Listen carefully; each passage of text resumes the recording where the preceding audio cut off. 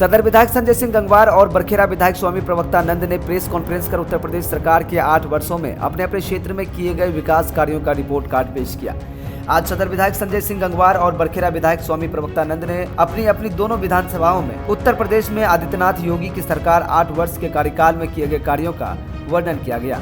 बरखेड़ा विधायक स्वामी प्रवक्तानंद ने कहा कि यूपी में जब से योगी सरकार आई है तब से अब तक 8 साल में यूपी में विकास की गंगा बही है। ग्लोबल समिट मीटिंग के माध्यम से औद्योगिक क्षेत्र में कार्य हुआ है। देश के प्रधानमंत्री ने भी प्रदेश के मुख्यमंत्री के कार्यों को बढ़ावा दिया है। यूपी में पूर्व की सरकारों में गुंडाराज, कानून व्यवस्था बिगड़ी हुई थी।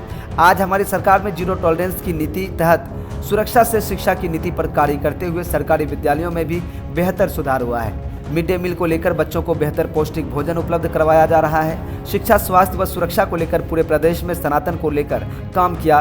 सनातन को मिटाने वाले देश के प्रधानमंत्री मोदी जी और उत्तर प्रदेश के मुख्यमंत्री योगी आदित्यनाथ जी ने काशी विश्वनाथ, अयोध्या, नैमिष के साथ साथ अब मथुरा का विकास का कार्य किया जाएगा। ये भगवान श्री राम मर्यादा पुरुषोत्तम व भगवान श्री कृष्ण के समय में ही था।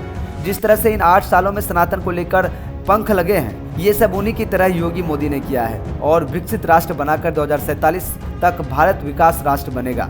इस दौरान महान वीरों ने इस पर काम किया है। भारत पहले भी विश्वगुरु था और अब भी विश्वगुरु रहेगा। बरखेड़ा विधायक स्वामी प्रवक्तानंद ने आगे बताया कि बरखेड़ा में भी 3 सालों में सपा अखिलेश यादव की सरकार थी। मंदिर तोड़े जाते थे, हिंदू बेटियों का बलात्कार होते थे, जो रामकृष्ण की बात करते थे उनके जनेऊ तोड़कर उनकी हत्याएं होती थी। आज अखिलेश यादव और सपाई औरंगजेब को अपना मसीहा मानते हैं। जो अपने पिता की सेवा न करे, उन्हें घर में नजरबंद कर दे, वो कभी महापुरुष नहीं होता। हमारे सनातन में माँ पिता की सेवा करके चरणामृत लेते हैं। मैं अखिलेश को नहीं कह रहा हूँ, जो अपने पिता का नहीं हुआ वो समाज का क्या होगा। राणा सांगा पर टिप्पणी की है, उनको जवाब मिलेगा। भाजपा की आपसी कलह को लेकर महामंडलेश्वर स्वामी प्रवक्तानंद ने कहा, मैंने कर्मचारियों के भ्रष्टाचार को लेकर कार्रवाई की बात कही है, उनका विरोध किया है, उस पर कार्रवाई भी हुई है। हमारी विधानसभा की एक अलग भौगोलिक स्थिति है। हमारी विधानसभा में कोई तहसील न होने के कारण बड़ा दिक्कत होती है। क्योंकि हमारी विधानसभा 06 ब्लॉक अमरिया, मरौरी, बरखेड़ा, मझौला कई इलाके आते हैं, जो लगभग चारों विधानसभाओं में फैला है। हमने कई बार इसका प्रस्ताव रखा है, लेकिन ऐसा मौका नहीं मिल पा रहा है। इस प्रस्ताव को लेकर शासन सरकार कार्य करे। N24 के लिए पीलीभीत से राजेश गुप्ता की रिपोर्ट। 8 वर्षों में हमने गन्ने के साथ साथ सहफसली को लाए। आज गन्ना किसान गन्ने के साथ साथ अन्य तमाम तरह की खेती, जैसे लहसुन की खेती है, मटर की खेती है, तमाम खेती गन्ने के साथ साथ कर रहे हैं। हम नई तकनीकी से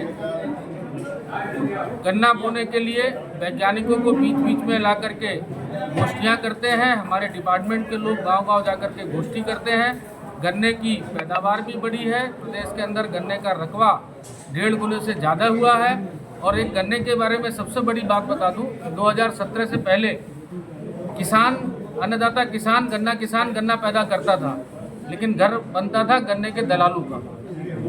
हमारी सरकार ने स्मार्ट गन्ना किसान बना करके गन्ना किसानों की कमर तोड़ने का काम, गन्ना माफियाओं की कमर तोड़ने का काम किया है और गन्ना किसानों को के चेहरे पे खुशहाली लाने का काम किया है।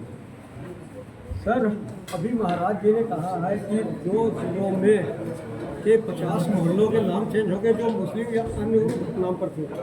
अपने ज़िले में यानी कि आपकी विधानसभा में 50 ऐसे मोहल्ले हैं जिनके मुस्लिम चुनाव हैं, उसके लिए आप क्या करेंगे? कुछ हम सबका साथ, सबका विकास और सबके प्रयास और सबके का विश्वास, इस मंत्र को लेकर के काम करती है हमारी सरकार। डबल इंजन सरकार इस पर काम करती है। और हम मोहल्ला पीलीभीत का कोई बदलना बात अलग है, लेकिन हम पूरे पीलीभीत को ही 2017 के बाद से हमारी सरकार ने बदलने का काम किया।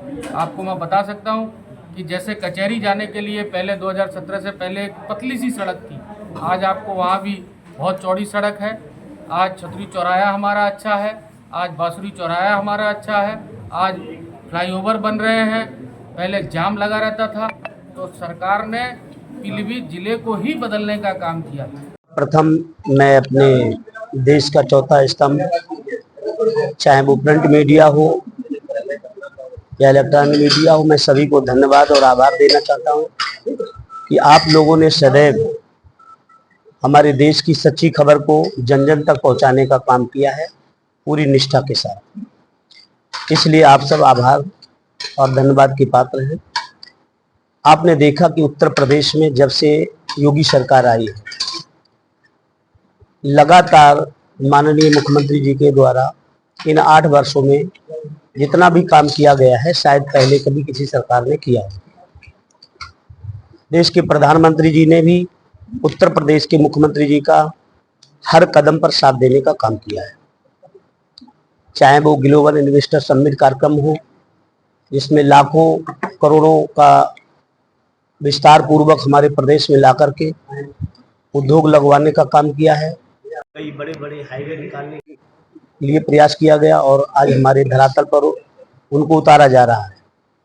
पूरे उत्तर प्रदेश में जिस तरह से पहले की सरकारों में गुंडाराज लागू था, भ्रष्टाचार चरम सीमा पर था, और मैं कह सकता हूं कि कानून व्यवस्था पूरी तरह से ध्वस्त हो चुकी थी।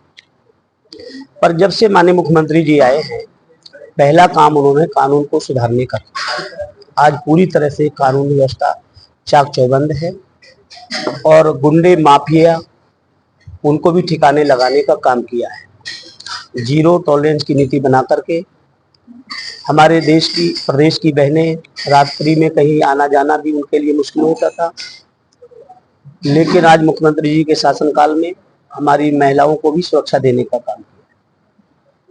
तो सुरक्षा के साथ साथ शिक्षा पर भी ध्यान दिया है। आप देखते पहले विद्यालयों में पढ़ाने के लिए बच्चों को प्राइवेट में ले जाते थे। आज शिक्षा को स्तर को बढ़ाने के लिए सरकारी विद्यालय में इतना अच्छा व्यवस्था दिया है, चाहे वो टॉयलेट हो बच्चों के लिए, अच्छे कमरे देने की, अच्छे टीचर देने की। पहले आए दिन विद्यालय में अध्यापकों के विषय में जानकारी मिलती थी कि वो जवाब नहीं दे पाते थे। बच्चे खाना के लिए केवल बर्तन थाली लेकर बजाते रहते थे। आज बच्चों को शिक्षा के स्तर पर मजबूत और स्ट्रॉन्ग बनाया गया है। पूरे उत्तर प्रदेश में जिस तरह से डीवीडी के माध्यम से बच्चों को प्रोत्साहित करके उनको माता पिता पढ़ा सकें, गरीबी से उनको न जूझना पड़े, इसलिए सरकार ने आर्थिक मदद भी देने का काम किया। अभी आपने देखा कि शिक्षा, स्वास्थ्य और सुरक्षा, इन तीनों चीजों को बेहतर तरीके से सुधारने का काम किया है पूरे उत्तर प्रदेश में।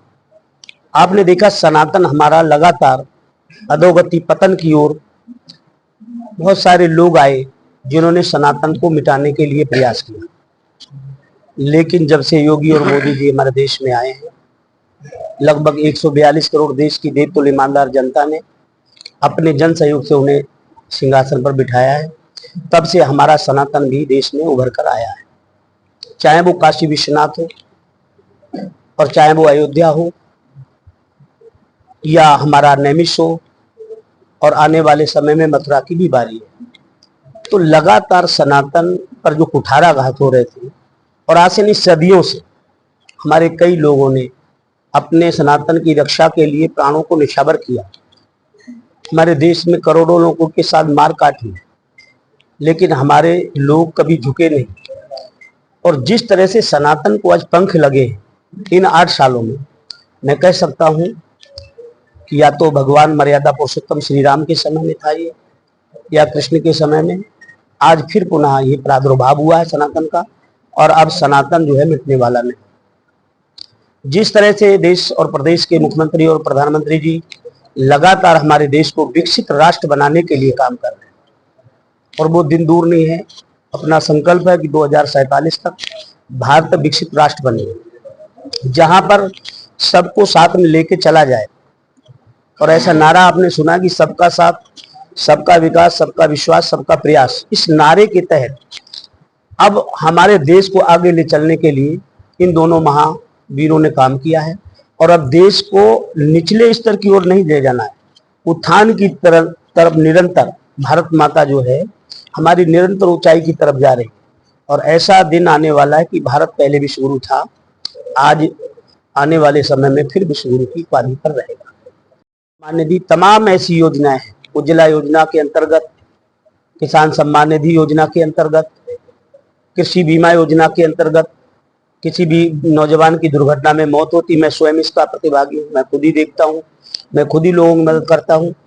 मैंने देखा है कि 1 से 3 महीने के अंदर हम लोगों को 5-5 लाख रुपए दिलाने का काम करते हैं। बरखेड़ा विधानसभा में क्या कुछ कार्य हुए? बरखेड़ा में भी 8 साल में 5 साल तो मैं पहले विधायक नहीं था, पर जो 3 साल से कार्यकाल में देख रहा हूँ, इन 3 सालों में हम लोगों के द्वारा अब तक जो कुल हाई मास्ट लाइट जो हमने लगवाई हैं वो 329 है बरखेड़ा विधानसभा के अंतर्गत। और विधानसभा क्षेत्र में विभिन्न स्थानों पर लगाए गए यात्री शेड, जहां पर कोई यात्री खड़ा रहता है, यात्रा के लिए जाने के लिए बस स्टैंड पर खड़ा है। क्योंकि आप सनातन परंपरा के वाहक हैं और सनातन परंपरा के जो पितामह हैं शंकराचार्य जी, वो भी जब सरकार से खुश होते हैं तो उसकी प्रशंसा करते हैं, और यदि कुछ अनबन होती है या उनको पसंद नहीं आता तो वो उसका विरोध भी दर्ज कराते हैं। तो उसी क्रम में मेरा एक सवाल है, क्योंकि पिछले दिनों ब्लॉक प्रमुख सविता वर्मा हो या ब्लॉक प्रमुख बरखेड़ा प्रतिनिधि हो, दोनों के साथ अलग अलग तरह के विवाद आपके सामने आए। हालांकि अंततः जो निर्णय रहा वो आपके पक्ष में, आपके समर्थन में रहा। तो क्या इसके पीछे आपको लगता है कि अदृश्य शक्ति काम कर रही है जो आपको बदनाम करने की साजिश कर रही है? दूसरा, क्या उस अदृश्य शक्ति को आपको ज्ञात है अथवा अज्ञात है?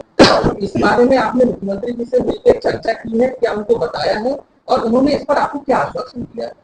सबसे पहली बात तो मैं आपको बताना चाहूंगा कि मेरी लड़ाई किसी ब्लॉक प्रमुख से नहीं थी। मैंने उन भ्रष्ट कर्मचारियों के ऊपर मोर्चा खोला था जिन्होंने भ्रष्टाचार किया, और आप लोगों को वो प्रतिलिपि मिली भी। 59,000 का गबन शेड हुआ, उन अधिकारियों पर कार्रवाई हुई और उनके ऊपर रिकवरी भी हुई, उन्होंने रिकवरी जमा की। तो ये दिमाग से निकाल दे कि किसी ब्लॉक प्रमुख के खिलाफ मेरी लड़ाई थी, तो ये बिल्कुल कतई झूठ है। रही बात माननीय मुख्यमंत्री जी की, तो ऐसा कोई विषय उनके सामने नहीं गया अभी तक, और ना ही मैंने कभी रखा।